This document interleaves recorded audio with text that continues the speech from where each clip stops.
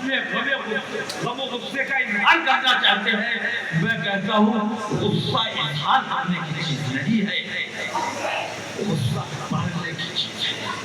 गुस्से को पाल, गुस्से को पाल, गुस्सा निकल गया, ज्ञापन दिया या घर पे आके सो गए, बात खत्म हो गई। हमें ज्ञापन नहीं देना। यहाँ पे कोई ऐसा ईमानदार आदमी बताओ जिसको हम ज्ञापन दे सके, जो संजीदगी से हमारी मांगों पर गौर कर सके और इन बेईमानों को फांसी की सजा देने वाला अगर कोई है तो हम उसके सामने गिड़गिड़ाने को तैयार हैं, हाथ फैलाने को तैयार हैं। और जब कोई नहीं है तो कोई ज्ञापन नहीं होगा, कोई नहीं होगा, लेकिन अपने मुल्क का अमन भी खराब नहीं होने देना है किसी भी हालत में। अब दिल्ली का खराब होगा इंशाअल्लाह। बताओ,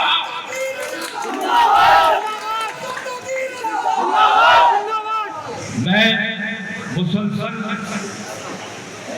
लोगों से मशवरे में हूँ, बातचीत कर रहा हूँ।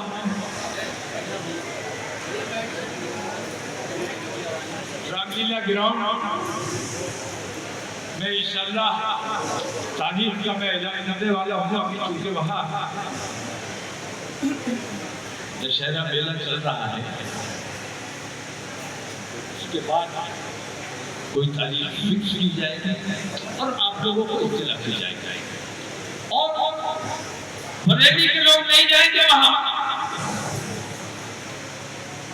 आपके अफराद के लोग नहीं जाएंगे, बल्कि इंशाअल्लाह पूरा हिंदुस्तान दिल्ली के सड़कों पर होगा। और उस एक दिन अगर तुम हिंदुस्तान को जाम करने में कामयाब हो जाते हो तो तुम जो चाहोगे वो होगा, तुम्हारी जो मांग होगी वो पूरी होगी।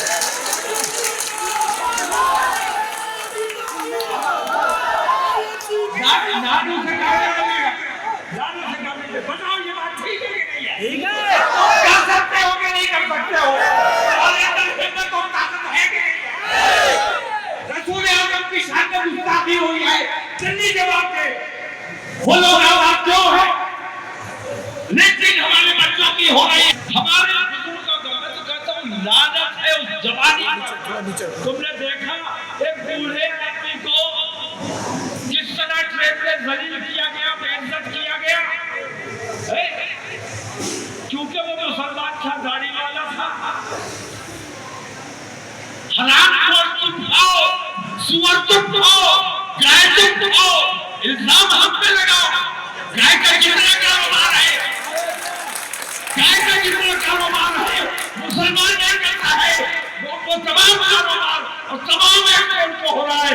वो गाय का गोश्त का ये तमाम हिंदू तंजीमें कर रही है और तमाम हिंदू कारोबारी लोग कर रहे हैं।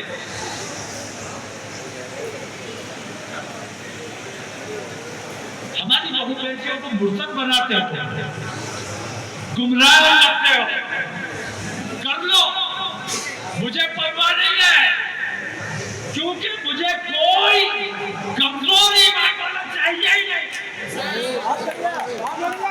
जिसका ईमान कमजोर है, जो अपने मफाद के बारे में सोचता है, अपना फायदा सोचता है, अपना ईमान बेच देता है, मुझे उसकी जरूरत नहीं है।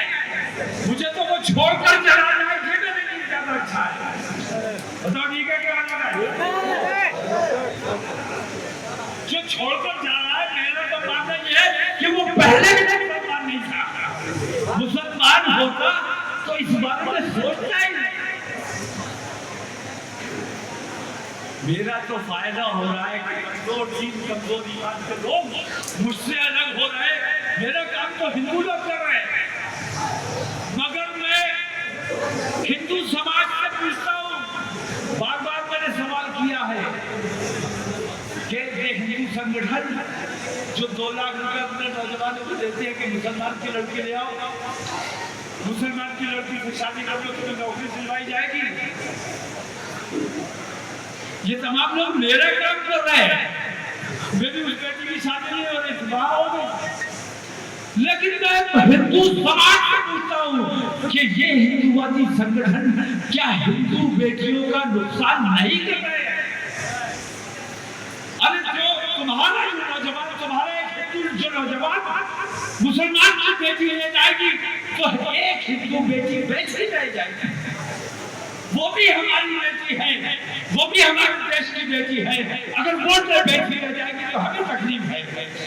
हिंदू बेटियों का अधिकार उन बेटियों पर अधिकार है और उन बेटियों का अधिकार इन हिंदू बेटियों पर है जो मुसलमानों की बेटियों को बहकाने का काम कर रहे हैं। तो मुझसे ज्यादा, मुसलमानों से ज्यादा नुकसान अगर कोई कर रहा है तो विश्व हिंदू परिषद, बजरंग दल जैसे संगठन हिंदुत्व का नुकसान कर रहे हैं, समाज का नुकसान कर रहे हैं। नहीं, महाकुंभ में मुसलमानों की एंट्री का सवाल क्या है? महाकुंभ में मुसलमानों का काम क्या है?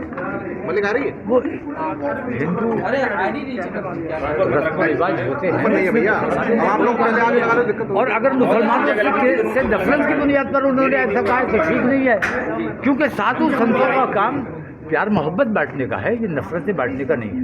वैसे भी धार्मिक आयोजनों से मुसलमानों को खास तौर से अपने आप को बचा के रखना चाहिए, क्योंकि उनके धार्मिक आयोजन है, उसमें किसी किस्म की मदाखलत हमारी मुसलमानों की ठीक भी नहीं है। इसके अलावा ये बताइए, आप धरना कब करने जा रहे हैं, किस तरीके का धरने की मेरी अभी तारीख फिक्स नहीं हुई है। दशहरे तक तो अभी बिजी है और मैं ये चाहता हूँ दशहरे और दिवाली के बीच कोई तारीख रख लूँ और हमारी ऑल इंडिया कॉल रहेगी और दिल्ली में इन तमाम बेईमानियों के खिलाफ इज्तिमाई धरना दिया जाएगा। तमाम पार्टियों से ऊपर उठकर, बिरादरियों से ऊपर उठकर, मसलकों से ऊपर उठकर मुसलमान समझे जाने वाले तमाम लोग वहाँ अपनी मांगों को रखेंगे, धरना देंगे। और मैं ये समझता हूँ कि अमन पसंद तरीके से अगर मुसलमान निकल के आता है और अपने संविधान की हिफाजत के लिए, संविधान को कितना नुकसान पहुंच रहा है, संविधान की मौजूदगी में संविधान के खिलाफ काम हो रहे हैं, तिरंगे की हिफाजत के लिए तिरंगा हाथ में लेकर अगर मुसलमान इस किस्म का कोई आयोजन करता है तो मैं समझता हूँ कि हिंदुस्तान में एक बेहतर पैगाम देने का काम किया है। आप कहते हैं कि पूरे हिंदुस्तान को जाम कर दिया जाएगा और आप दिल्ली के लिए जब मुसलमान निकलेगा हर ज़िले से, हर सूबे से, तो मैं ये समझता हूँ कि जाम तो होगा। और एक दिन की तकलीफ बर्दाश्त करके अगर देश के लिए अच्छाई का कोई रास्ता निकल सकता है, हम अपने रहनुमाओं को, हम अपने देश के नेताओं को अगर कोई अच्छाई का रास्ता बताने में, समझाने में कामयाब हो जाते तो ये बहुत अच्छा काम है। अगर थोड़ी सी तकलीफ उठाकर आसानी का रास्ता बन सकता है तो हमें वो तकलीफ उठानी चाहिए।